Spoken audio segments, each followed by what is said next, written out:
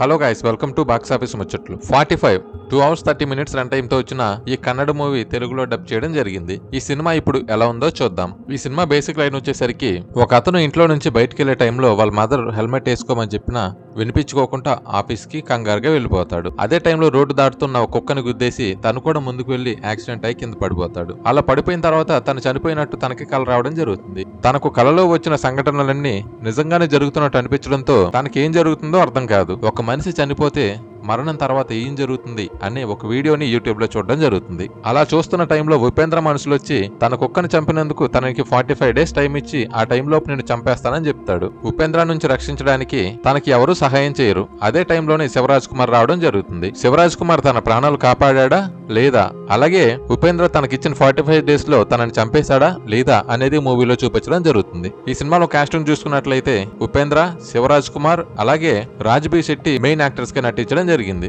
Acting పరంగా చూసుకున్నట్లయితే ఉపేంద్ర గారి యాక్టింగ్ నెక్స్ట్ లెవెల్లో ఉంటుందండి. అలాగే రాజ్బీ శెట్టి గారి యాక్టింగ్ కూడా సూపర్ గా ఉంటుంది. క్లైమాక్స్ ఫైట్ వచ్చేసరికి 20 నిమిషాలు ఉంటుందండి. ఆ 20 నిమిషాల్లోనే శివరాజ్ కుమార్ గారు ఆల్మోస్ట్ 11 గెటప్ వేయడం జరుగుతుంది. అన్ని గెటప్స్ చాలా బాగుంటాయండి. అందులో లేడీ గెటప్ వచ్చేసరికి నెక్స్ట్ లెవెల్లో ఉంటుంది. స్టార్టింగ్ నుంచి ఎండింగ్ వరకు చాలా బాగా తీయడం జరిగిందండి.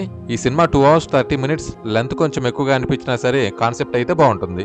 ఈ సినిమాలో చావు తర్వాత ఏం జరుగుతుంది అనేది చూపించడం జరుగుతుంది. అలాగే చివరిలో ఒక మంచి మెసేజ్ కూడా ఉంటుందండి. సినిమా ఓవరాల్ గా అయితే చాలా బాగుందండి. ఈ మూవీలో ఎటువంటి అడల్ట్ కంటెంట్ అయితే ఉండదండి. ఫ్యామిలీతో ఖచ్చితంగా చూడండి. ఫైనల్ గా మూవీ చూసుకున్నట్లయితే ఇది ఒక మంచి డివోషనల్ అలాగే ఒక మంచి యాక్షన్ థ్రిల్లర్ మూవీగా చెప్పుకోవచ్చు. ఎవరికైతే ఒక డివోషనల్ యాక్షన్ థ్రిల్లర్ అలాగే ఒక మంచి మెసేజ్ ఓరియంటెడ్ మూవీని చూడడానికి ఇష్టపడతారో వాళ్ళకి సినిమా ఖచ్చితంగా నచ్చుతుందండి. ఫైనల్ గా రేటింగ్ అండి. ఈ సినిమాకి నేను ఇచ్చే రేటింగ్ 3.5. ఈ వీడియో కనుక మీకు నచ్చినట్లయితే లైక్ చేయండి. మరిన్ని వీడియోస్ కోసం నా ఛానల్ని సబ్స్క్రైబ్ చేసుకోండి. Thank you for watching.